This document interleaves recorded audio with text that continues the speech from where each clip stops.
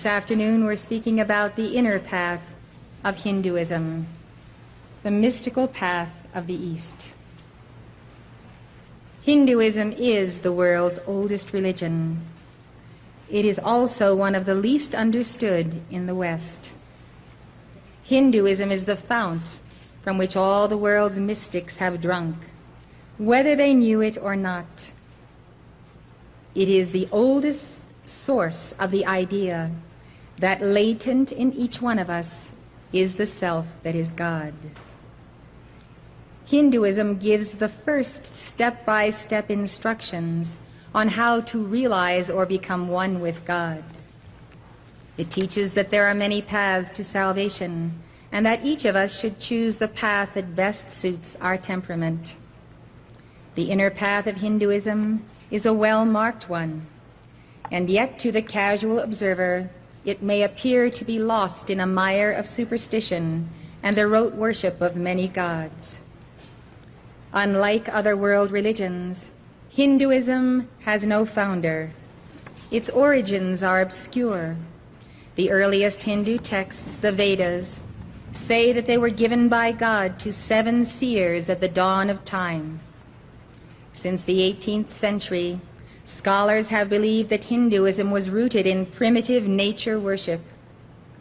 The Vedas contain prayers to a multitude of gods, leaving many with the impression that Hinduism is polytheistic. It is not until later texts, the Upanishads, that the idea of the God within is clearly stated. Scholars think the Upanishads were written between the 8th and 4th centuries BC. They are the root of mysticism in all the world's religions. We find echoes of them in Buddhism, Taoism, Sufism, mystical Christianity, and Judaism. The Kaival Upanishad tells us that which is supreme Brahman, the self, the great support of the universe, subtler than subtle, eternal, that alone thou art. Thou art that alone.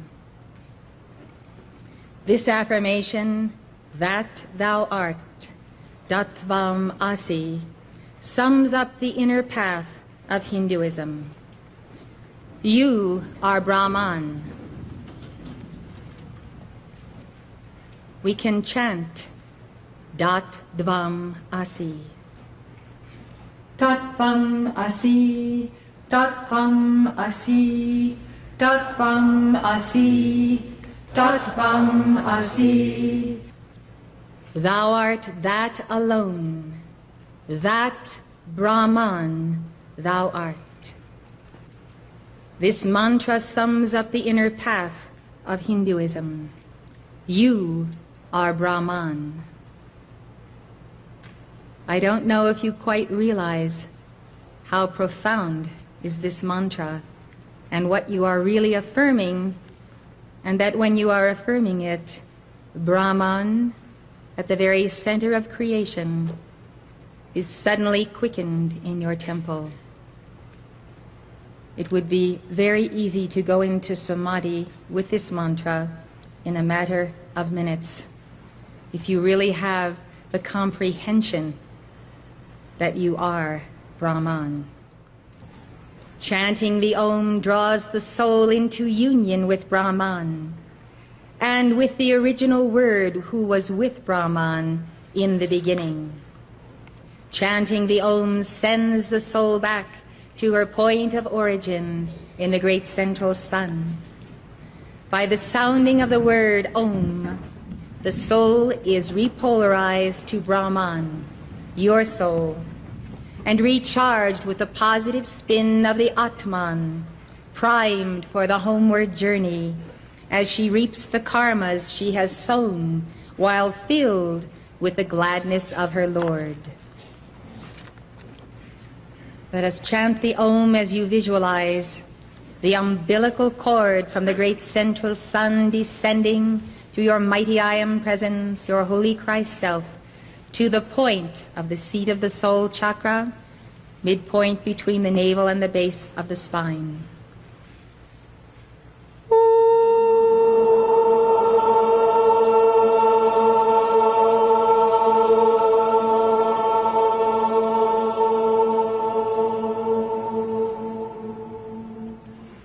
We read in the Chandogya Upanishad, "In the center of the castle of Brahman, our own body, there is a small shrine in the form of a lotus flower, and within can be found a small space. We should find the one who dwells there, and we should want to know him. And if anyone asks, 'Who is he who dwells in a small shrine in the form of a lotus flower in the center of the castle of Brahman?' Whom should we want to find and to know?" We can answer, "The little space within the heart is as great as this vast universe.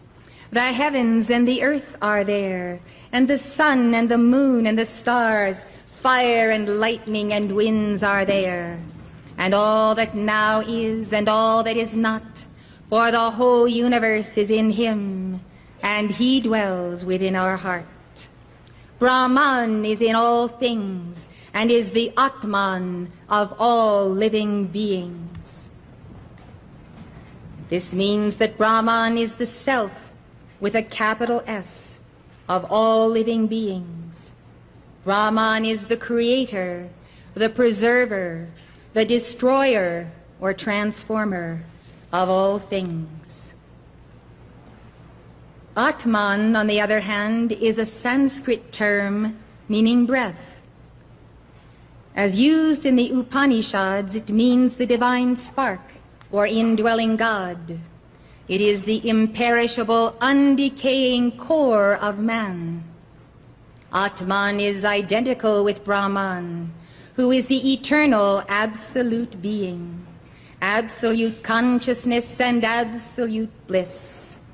Most Western scholars translate Atman as the soul. They do so erroneously. Atman should really be translated as spirit with a capital S, as God's self, or as the divine spark. Atman is identical with Brahman. Atman, therefore, cannot be considered to be the soul, because the soul, by definition, has descended into the realm of relative good and evil, while Atman, by definition, belongs to the realm of absolute good. In our book, Climb the Highest Mountain, Mark Prophet and I recorded the precise words of El Morya, which clarify the concept of the soul.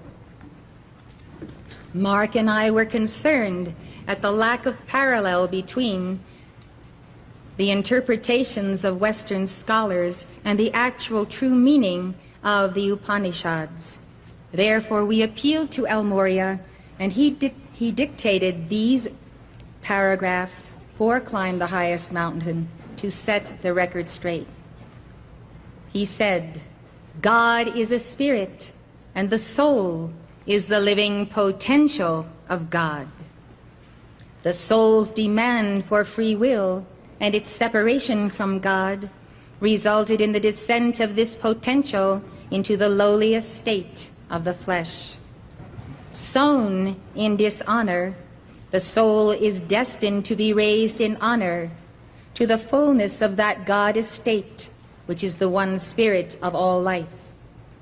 The soul can be lost, the spirit can never die," which translates, the soul can be lost, Atman can never die. So then, what is the Hindu concept of soul? What is the real equivalent? The Hindu principle that most closely resembles the Western idea of soul is jiva, spelled J-I-V-A. Jiva is defined as one who lives in the body, the embodied self that identifies with body and mind. As ego, it creates the notions of duality and causality, and thereby becomes bound to the cycle of birth and death. The jiva has mingled with a non-self and thus become tainted by or mixed with evil. Now replace that sentence with the word soul. The soul has mingled with the non-self and thus become tainted by or mixed with evil. That is what El Morya meant when he used the words sown in dishonor. the soul separated out from God and therefore violated its own cosmic honor and the cosmic honor flame. It descended into duality, and therefore it lost its stature as being eternal. Hindus believe that the jiva is eternal, although some believe that a jiva can become eternally confined in the cycles of birth and death, or confined to hell. The ascended masters teach that the soul can self-destruct through its own actions. The book of Revelation, written down by John the Beloved as a dictation from Jesus Christ, tells of the second death. It says, "He that overcometh shall not be hurt of the second death." The second death is defined in Revelation 20, verses 14 and 15. It is written, "And death and hell were cast into the lake of fire. This is the second death. And whosoever was not found written in the book of life was cast into the lake of fire." In our book, The Lost Teachings of Jesus, we explain the second death as the termination of the soul, as the potential that could have realized Brahman through the Atman, but chose not to. It's very important for you to get this straight today, because you will understand the Ascended Master's teachings on Hinduism. The second death is the termination of the soul as the potential that could have realized Brahman through the Atman, but chose not to. Why then does God allow for, 1, the possibility of self-annihilation through the denial of the inner God, and 2, the possibility of self-exaltation through the confirmation of the inner God? The reason is that through the Atman, the soul has the free will to be or not to be. If we could not exercise that free will choice, then we would be mere robots, replications of Brahman, but not really the true Brahman. If the soul chooses to allow the human ego to take over the body, the mind, the heart, the consciousness, and the soul, she is thereby choosing not to be in the divine ego or God. Thus she loses her ability to perpetuate the original spin of aliveness, whereby she was spun out from the heart of creation in the beginning. Let us explain.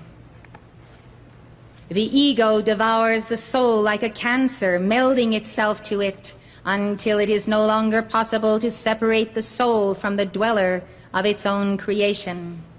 How often we discover that a friend has a cancer. It is so much a part of an organ that the only way to take the cancer out is to take the entire organ out. This is the concept of the soul being bonded to the ego, and the ego devouring the soul by the soul's permission. By the time the soul stands before the judgment seat, it is already self-consumed, and the final judgment and the second death are the ratification by heaven's law of that which the soul herself has already decreed by free will. After the death of the soul, or jiva, the flame of Atman merges with the flame of Brahman, and God is one. As the Gita says, birthless, deathless, and changeless remaineth the spirit forever. You see, when the soul self-aborts, it is the abortion of what might have been, but chose not to be. The word with Brahman sows millions of souls in each manvantara.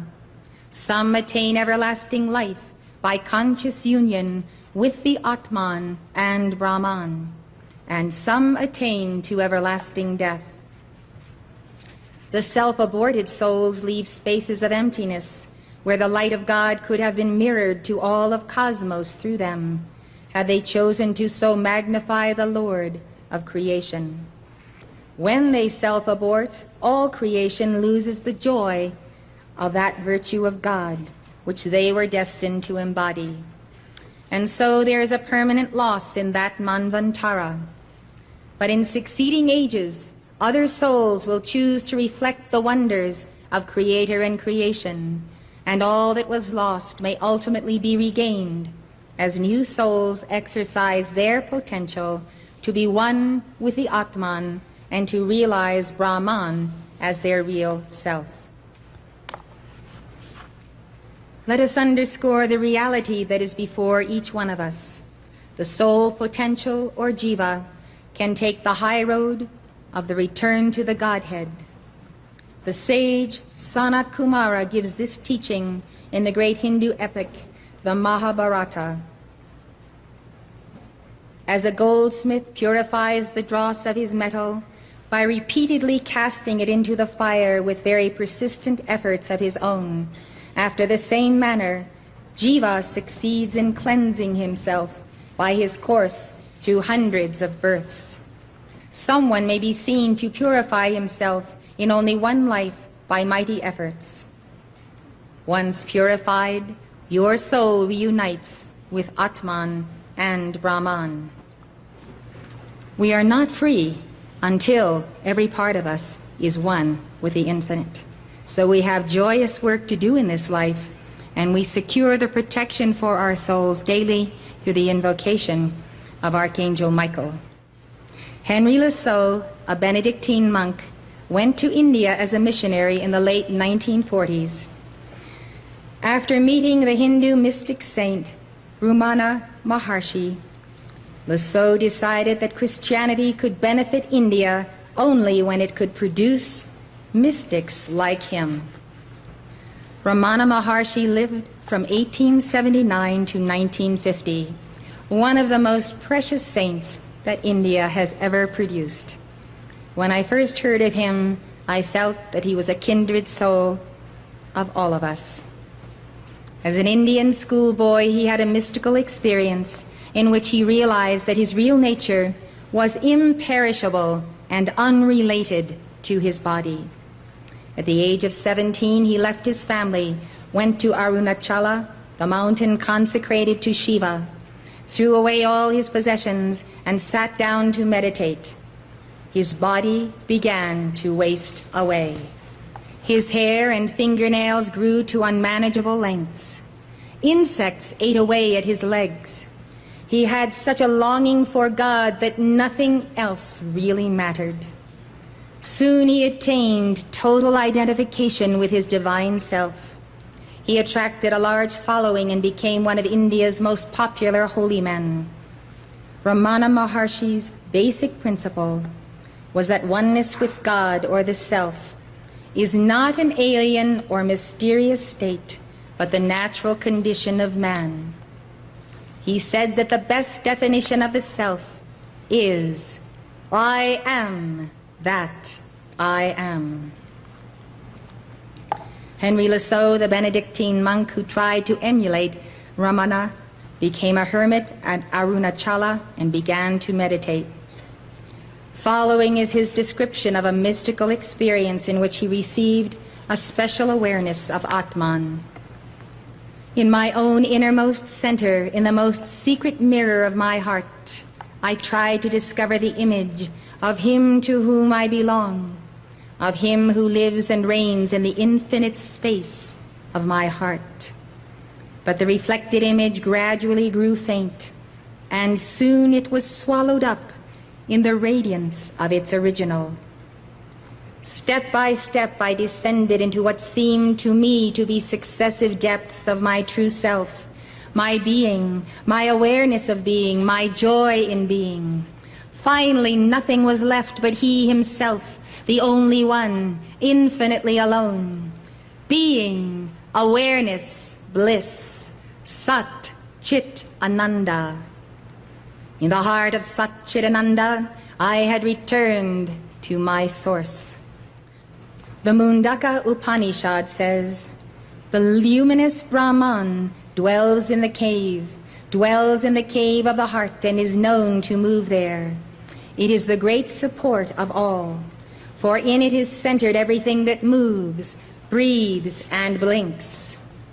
O disciples, know that luminous Brahman to be yourself, that which is both gross and subtle, which is adorable, supreme, and beyond the understanding of creatures. The message of the Upanishads is that God is in His creation. God has placed the spirit of Himself in each and every one of His sons and daughters who are made in His image and likeness. And that not only can you become one with God, but you can become that God. Becoming one with Brahman may seem easy or hard, depending on your perspective. Are you inside of Him, or is He inside of you? Are you His self, or is He yourself? This is a tale about the yogi and the fish. It is told by Swami Jyotirmayananda. There once lived a saint who prayed and prayed and lived a life of intense devotion. Months passed by, years rolled on, yet he did not find God, who alone could answer his prayers and reward him with liberation and immortality. The saint became impatient. He cried out as he beheld a merry stream rippling by, "There is no God. I have spent my years of devotion in vain." But out of the stream jumped a fish who said, "I have lived in this stream in vain, for I do not see water anywhere and am dying of thirst."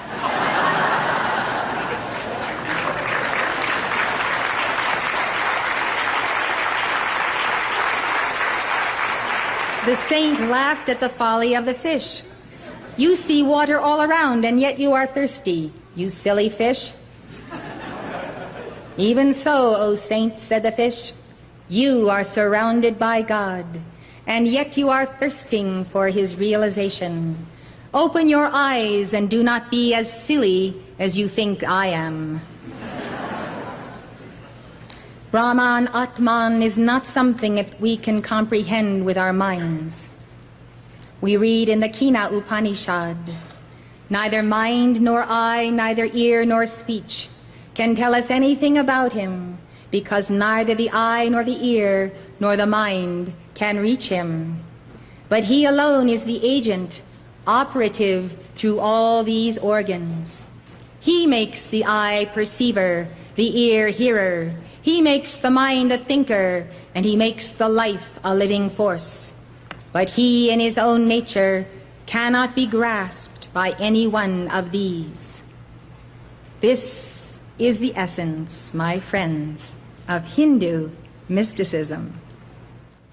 The goal of life is to remove the veil of ignorance that prevents the Atman within us from shining forth. As we read in the Atma Bodha, a treatise by the 8th century saint Shankara, the Atman appears to be limited because of ignorance. When ignorance is destroyed, truly the Atman shines alone, as does the sun when the cloud passes away.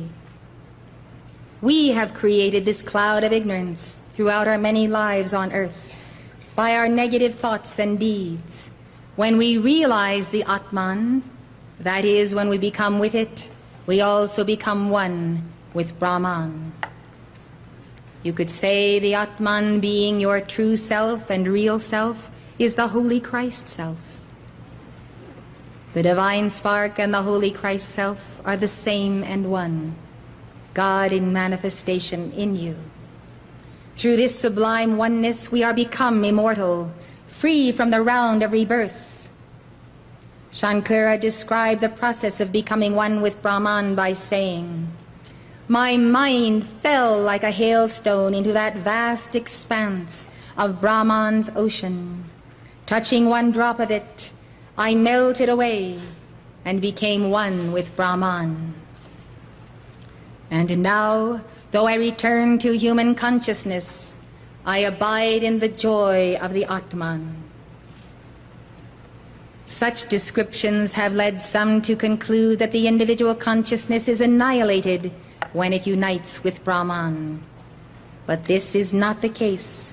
Shankara told us, even though the yogi's mind is dissolved in Brahman, he is fully awake, free from the ignorance of waking life.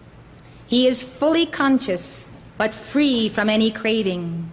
Such a man is said to be free even in this life. For him the sorrows of this world are over. Though he possesses a finite body, he remains united with the infinite. When a God-realized or Brahman-realized soul passes from the screen of life, she still exists as a person. She is herself, but she is omnipresent because she is one with God, and God is everywhere. My beloved teacher and twin flame Mark Prophet, who achieved reunion with God through the ritual of the Ascension after his passing February 26, 1973, described this state of all beingness with a joyous exclamation. He said, "Behold, I am everywhere in the consciousness of God." I ask you to take this mantra of Mark Prophet, whom we call the Ascended Master Lanello, and recite it often, and achieve your profound union with Brahman. Together. Behold, I am everywhere in the consciousness of God. Behold, I am everywhere in the consciousness of God. Behold, I am everywhere in the consciousness of God. As you meditate with this mantra, think of where you are when you say that. You are in the heart of the Atman, of everyone you know and don't know in all of cosmos. You are in the heart of every star. You are in every blade of grass and flower and tree. You are a partaker of the infinite. When you start contemplating this, you realize that the Atman in you and the Atman in someone else is the same. And so you can love everyone as yourself. Love the Atman in everyone. You can sense a universal kinship with all life, where you are not tied to all life on the surface, but at that very point of the seed potential. Sometimes the novice on the path can take the idea of oneness with God to extremes. This is the story of a guru and his young Chela, told by Heinrich Zimmer. The guru had been instructing the Chela that everything is God. The Chela had a flash of realization. He said, "God is the sole reality. That divine one may be found in everything." After his lesson, he left his guru and began to walk down the middle of the road in a state of contemplative bliss. Soon, a huge elephant came from the opposite direction. The driver riding on the neck shouted, "Clear the way!" The student saw the elephant, but he said to himself, "Why should I make way for that elephant? I am God. The elephant is God. Should God be afraid of God?"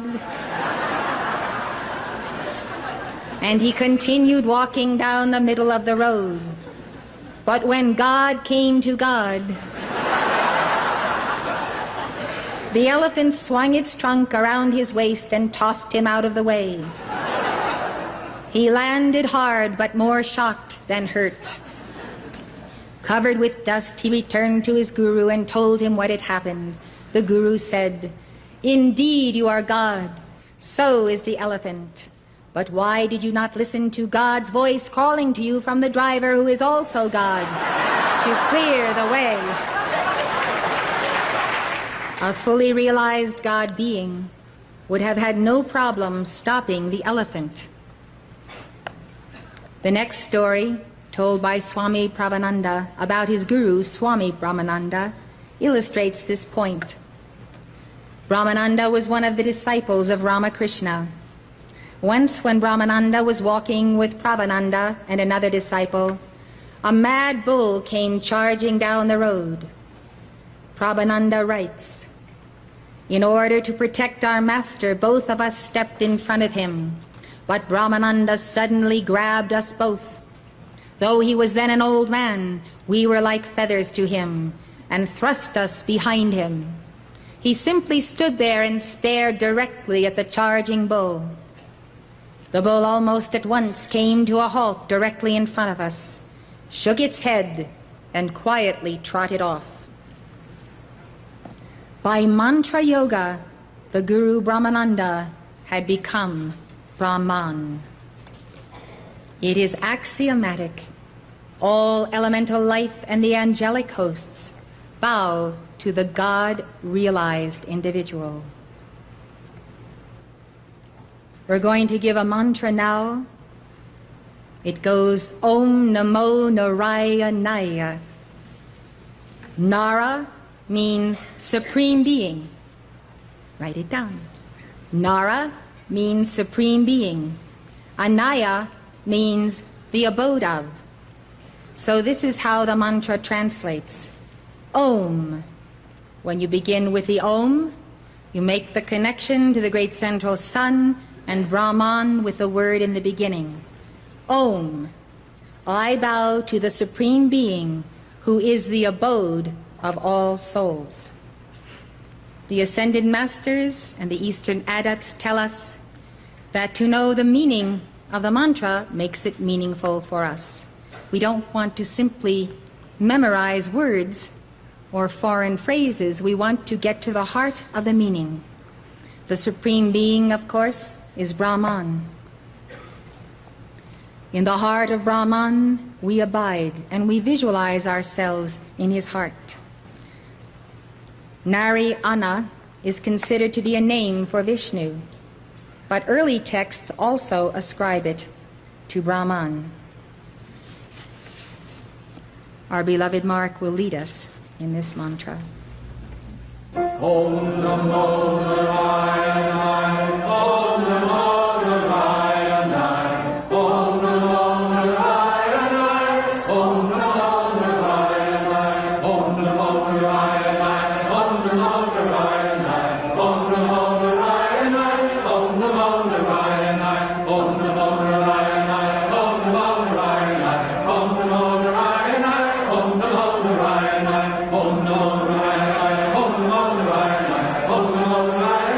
Narayana, Om Namo Narayana, Om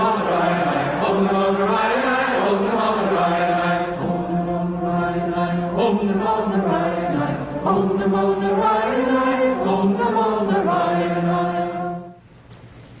How many of you are having a little trouble visualizing yourself living inside of God?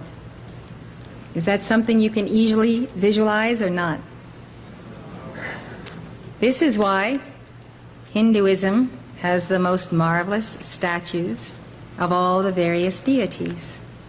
You can take a picture or a statue of Lord Maitreya, or of Shiva, or of Vishnu, or of Manjushri, any one of those great spiritual novas whose birth has created the ripples that never cease to touch, to go out and to touch the extremes of cosmos and return. Those who have become sons of the great central sun. So you take a statue of Krishna, you put it in front of you when you give the mantra, and you look at the statue, and you imagine there's a little door about in the chest where the heart would be, and you see yourself climbing like a little child inside, and you sit there in a lotus posture. You visualize yourself sitting in the lotus posture inside of Vishnu. So you are seated before him, you are giving devotion to Vishnu or to Brahma or to Krishna, and pretty soon the object of your devotion and the visualization transfers to yourself. So you see this statue become larger, completely superimposed over you, yourself inside, and then as you continue to recite the mantra, you are becoming one with Brahman. When you have a very strong visualization, you have a young mind, and you can hold with steel that focus of visualization, Reciting this mantra for 3 minutes, you can be in the heart of bliss. Each time we give a mantra here, I have to recover from the mantra to begin speaking from the intellectual mind again. So I want you to know that your devotion depends on right diet, right strength of mind and strength of body. If your mind is not strong and your body is not strong, you cannot sit still and recite a mantra and keep your attention on it. Avoid sweets and sugars and the extremes of meat. Come closer to the center and have a balanced life and practice this mental discipline. The other discipline you can apply to it is the discipline of love, the love of the heart. You love God so much that you desire to keep your attention upon Him in one of His many forms. And because you desire to give and receive that love, you cannot take your attention off of Him.